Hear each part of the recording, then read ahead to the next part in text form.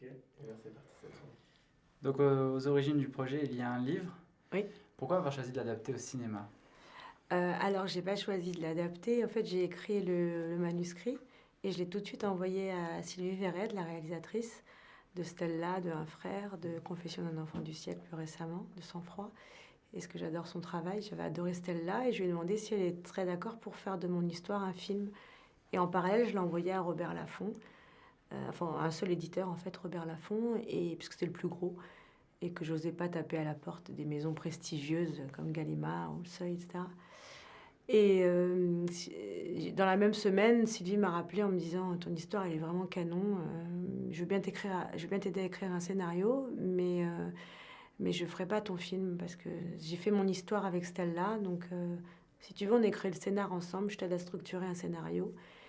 Et puis la même semaine, la patronne de Robert Laffont m'appelle.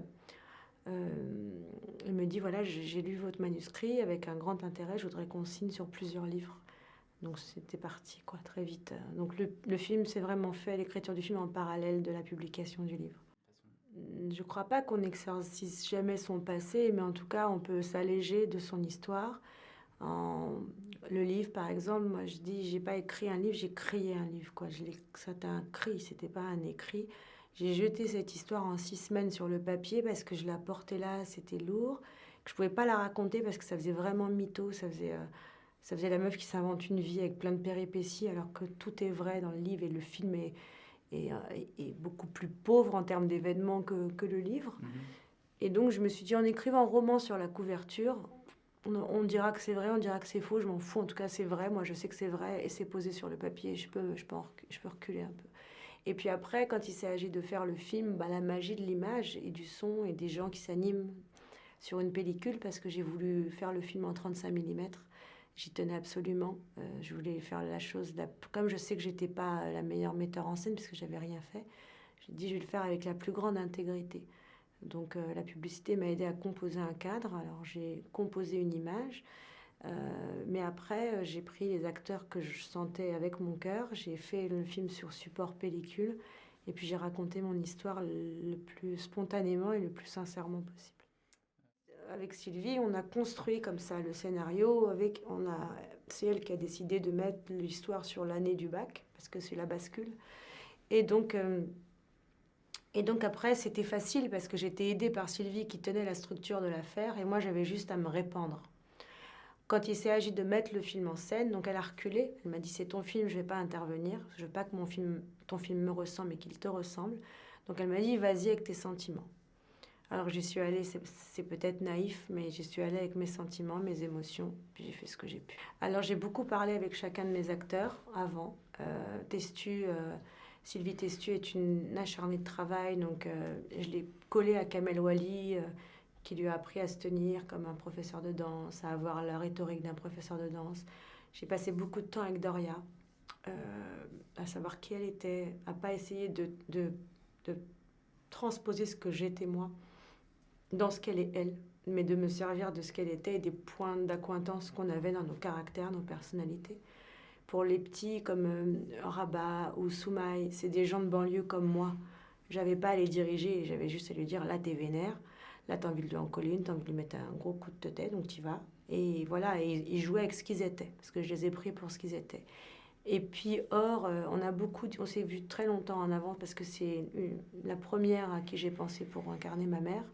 Je la trouvais formidable dans Mademoiselle Chambon et dans La faute à Voltaire et même dans La vérité si je mens, je la trouvais vraiment pétillante et avec une folie.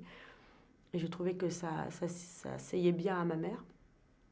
Et après, elle a beaucoup travaillé et quand on est arrivé, on a fait quelques lectures, mais surtout on a beaucoup parlé des personnages.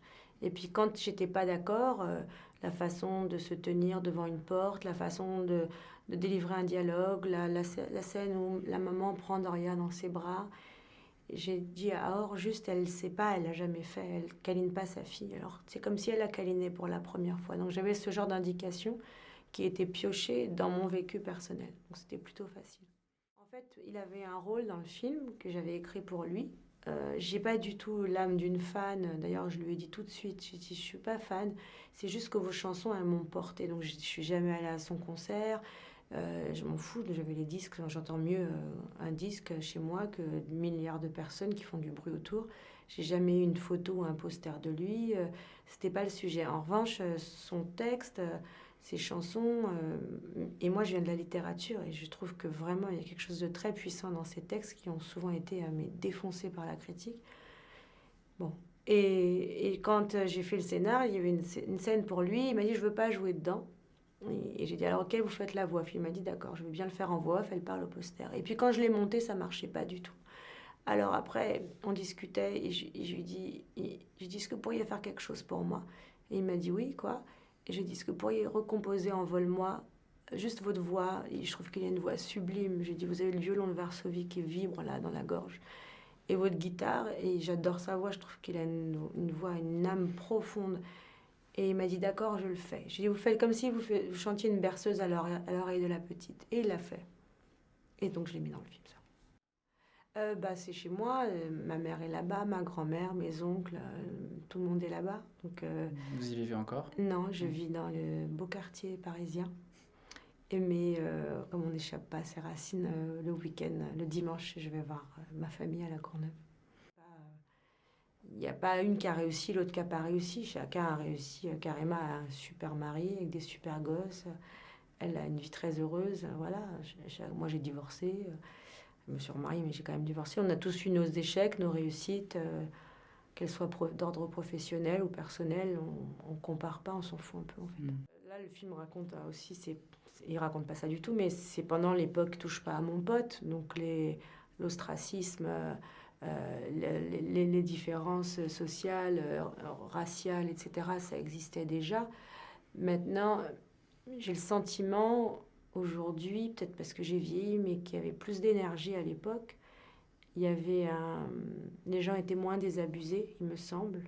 C'était moins égocentré, il me semble. Ça fait vieille conne de dire ça, mais j'ai le sentiment que, voilà, nous, je me souviens, c'était hyper dynamique. Aujourd'hui, la cité s'est paupérisée parce que y a moins de gens qui y vivent, ils ont rasé les bars, mais aussi il y a une immigration de pays non francophones. Ce qui n'était pas le cas de mon époque. La majorité des immigrés venaient d'Afrique noire francophone ou du Maghreb qui était francophone aussi. Donc les gens se retrouvaient autour de la langue française. Aujourd'hui, ce n'est plus trop le cas. 3, 2, 1, action!